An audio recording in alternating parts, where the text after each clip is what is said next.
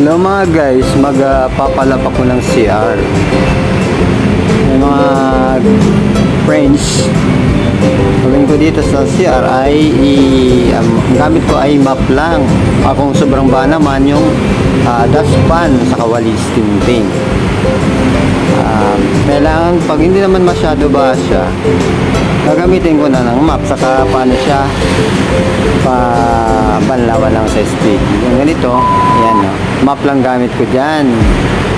Ayan. Kaya absorb ko lang sa map to. Tapos kasi ang tiles na yan may kasi may tubig. Tapos inapakapakan ko lang siya ng para papunta dito sa map ang tubig. Kasi kung walang map siya, tatalsik yun sa pantalon mo o sa sapatos mo.